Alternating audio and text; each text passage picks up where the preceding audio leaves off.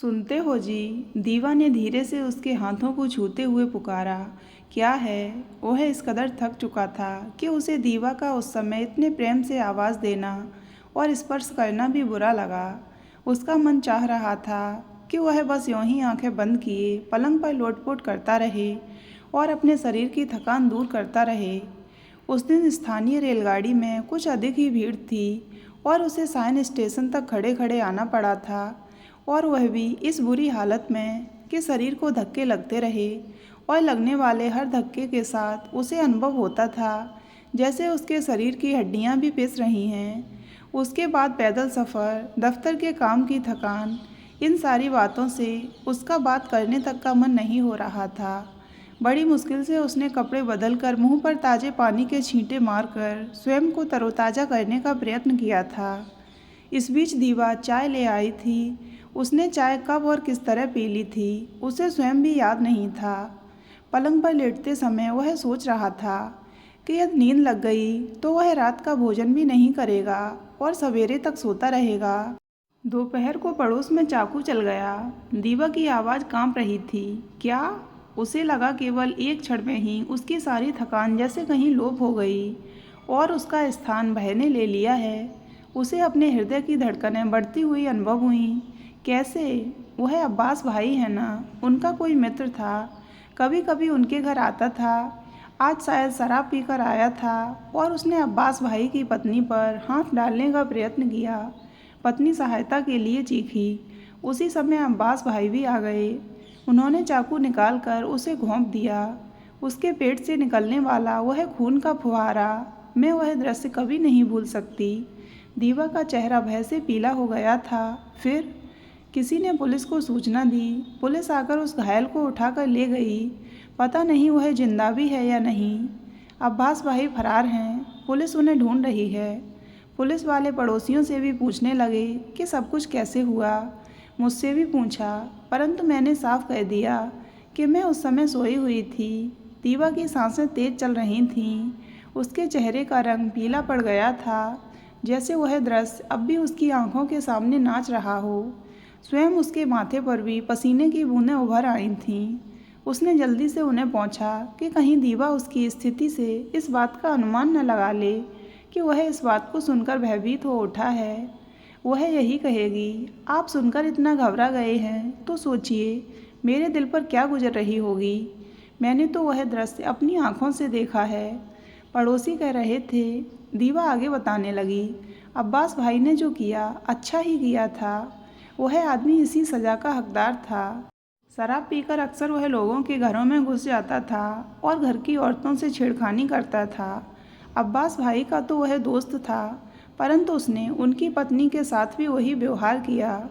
उसने दीवा का अंतिम वाक्य पूरी तरह नहीं सुना, क्योंकि उसके मस्तिष्क में एक विचार बिजली की तरह कौंधा था। अब्बास भाई के पड़ोस में ही उसका घर था। दीवा घर में अकेली थी। अगर वह आदमी, आप कहीं और खोली नहीं ले सकते क्या? दीवा की सिसकियों ने उसके विचारों की श्रृंखला भंग कर दी। वह उसके सीने पर अपना सिर रखकर सिसक रही थी। आप सुबह दफ्तर चले जाते हैं और शाम को आते हैं। मुझे दिन भर अकेले रहना पड़ता है। अकेले घर में मुझे बहुत डर लगता है। दिन भर आसपास लड़ाई झगड़े मारपीट होती रहती है। कभी चाकू निकलते हैं तो कभी लाठियाँ। पुलिस छापे मारकर कभी शराब अफीम बरामद करती है तो कभी तस्करी का सामान।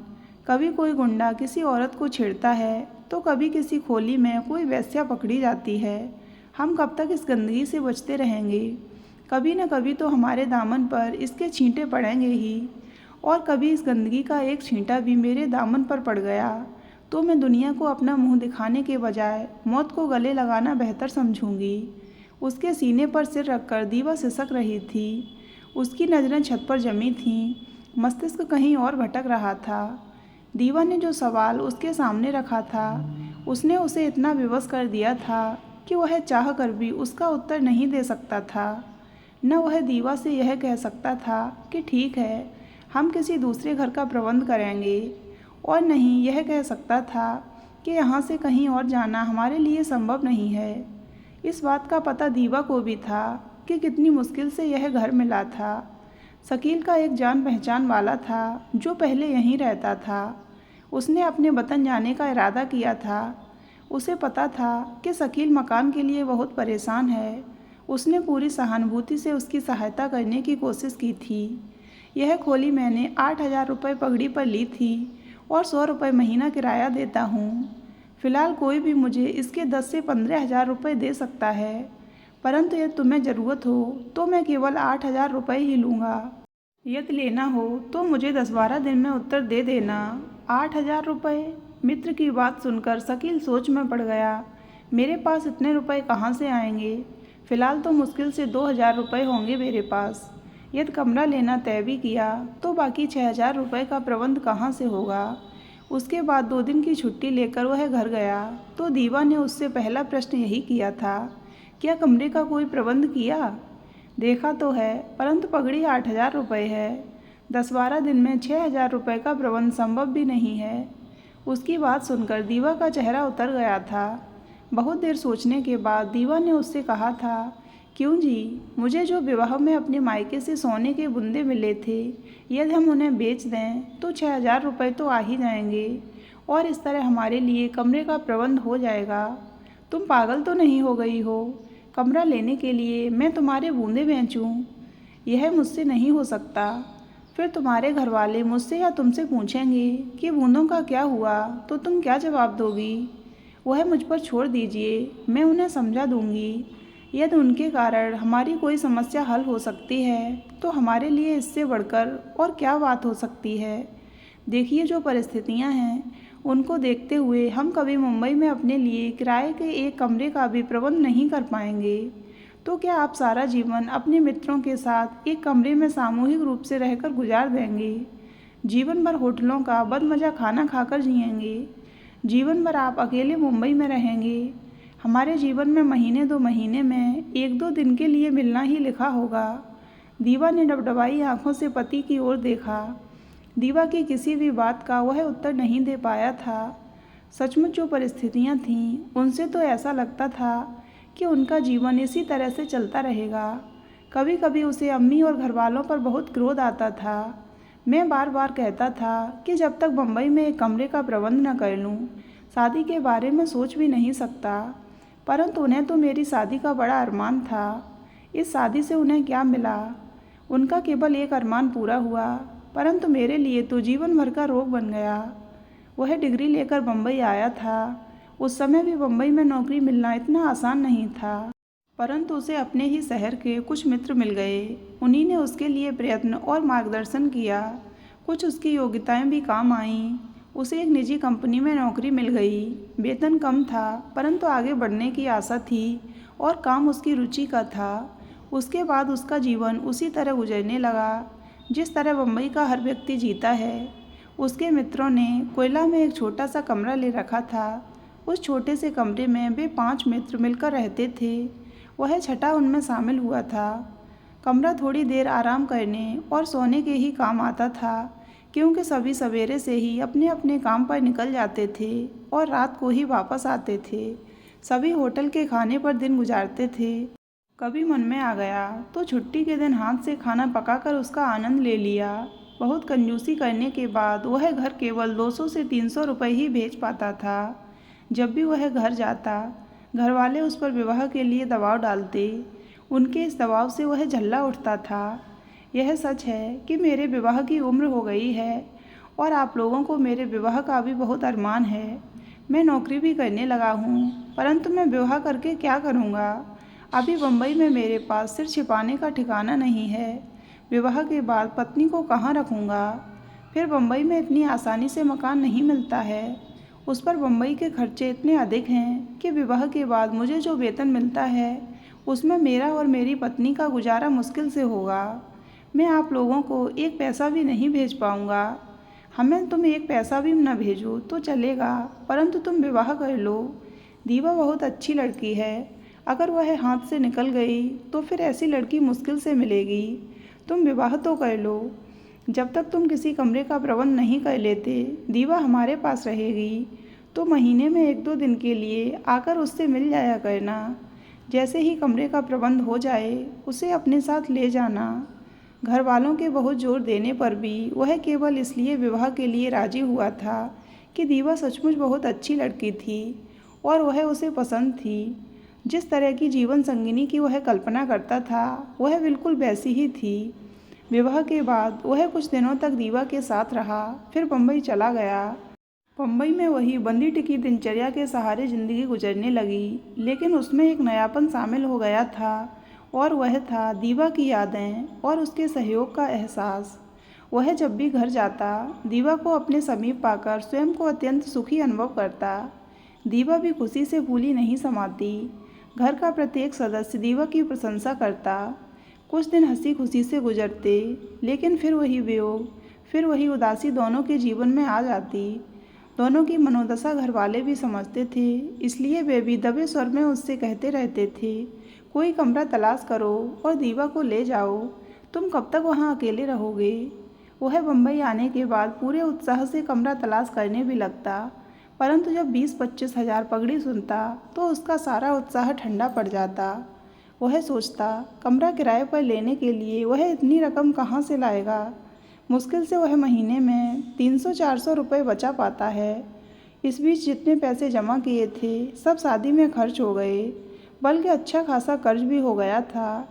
वह और घरवाले मिलकर उस कर्ज को अदा कर रहे थे, परंतु दीवा के अनुरोध और फिर जिद के सामने उसे हथियार डालने ही पड़े।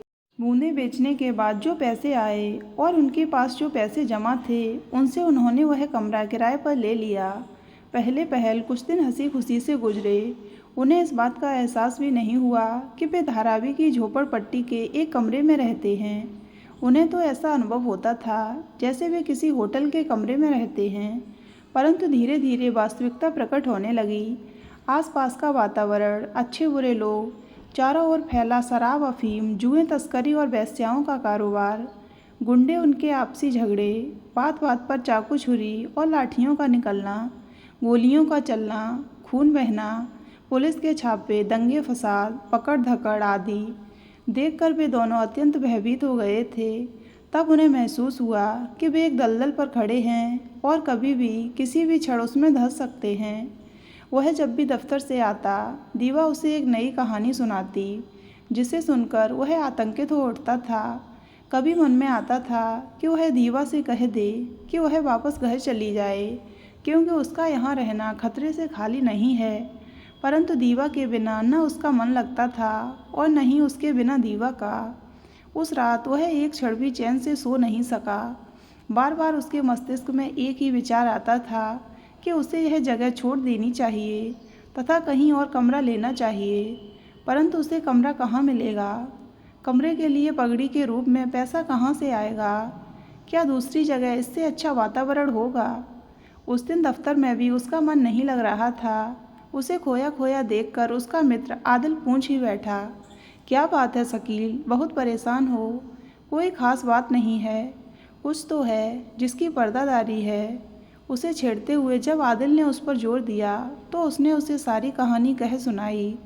उसकी कहानी सुनकर आदिल ने एक ठंडी सांस ली और बोला, यह सच है कि बम्बई में छत का साया मिलना बहुत मुश्किल है। यहाँ लोगों को रोजी रोटी तो मिल जाती है, परंतु सिर छिपाने के लिए छत नहीं मिल पाती। फिर तुमने छत ढूंढी भी तो धारावी जैसी खतरनाक जगह पर, जहाँ कोई शरीफ आदमी रह ही नहीं सकता। इससे तो अच्छा था तुम बम्बई से 60-70 किलोमीटर दूर कमरा ले लेते। वहाँ तुम्हें आसानी से कमरा भी मिल जाता और इन बातों का सामना भी नहीं करना पड़ता। हाँ, आने जाने की तकलीफ़ अवश्य होती। मैं हर तरह की तकलीफ़ सहने को तैयार हूँ, परंतु मुझे उस वातावरण से मुक्ति चाहिए और सिर छिपाने के लिए छत भी। यदि तुम आने जाने की हर तरह की तकलीफ़ सहन करने को तैयार हो तो मैं तुम्हें परामर्श दूंगा कि तुम मुंब्रा में कमरा ले लो। मेरे एक मित्र का एक कमरा खाली है। मैं समझता हूँ धारावी का कमरा बेचने से जितने पैसे आएंगे उनमें थोड़े से और पैसे डालने के बाद तुम वह कमरा आसानी से किराए पर ले सकोगे। कष्ट यही रहेगा कि तुम्हें दफ्तर जाने के लिए 2 घंटा पहले घर से निकलना पड़ेगा और 2 घंटा बाद घर पहुँच सकोगे।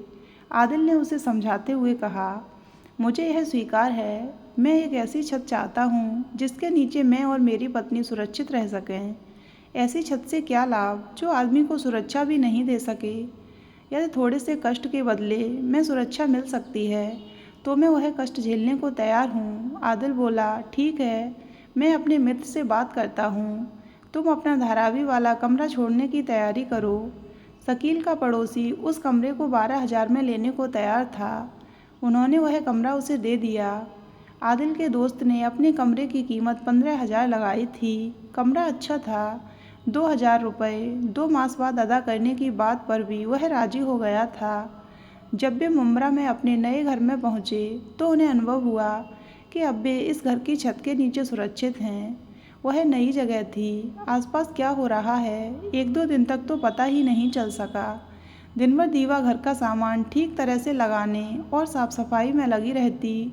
वह भी दफ्तर से आकर उसका हाथ बटाता, इसलिए आसपास के लोगों और वहाँ के वातावरण को जानने का अवसर ही नहीं मिल सका। वैसे भी बम्बई में बरसों पड़ोस में रहने के बाद भी लोग एक दूसरे को नहीं जान पाते। एक दिन वह दफ्तर से आया तो अपने कमरे से कुछ दूरी पर पुलिस की भीड़ देखकर चौंक पड़ा। उसने जल्दी से कमरे में कदम रखा तो दीवा को अपनी राह देखते पाया। वह भयभीत स्वर में बोली, सुनते हो जी, हम फिर बुरी तरह फंस गए हैं। पुलिस ने इस जगह छापा मारा है। इस चाल के एक कमरे में वेश्याओं का अड्डा था और एक कमरे में जुआ खाना। सिपाही हमारे घर भी आए थे, मुझे धमका रहे थे कि हमारा भी संबंध इन लोगों से है। बड़ी मुश्किल से मैंने उन्हें विश्वास दिलाया कि हम इस बारे में कुछ नहीं जानते, क्योंकि हम तो यहाँ नए नए आए हैं। इस पर वे कहने लगे कि हमने इस बदनाम जगह कमरा क्यों लिया। क्या? यह सुनते ही उसके मस्तिष्क को झटका लगा। आंखों के सामने तारे से नाचने लगे और वह अपना सिर पकड़कर बैठ गया। तो दोस्तों, अगर आपको ये कहानी अच्छी लगी हो तो वीडियो को लाइक करें और चैनल को सब्सक्राइब करें।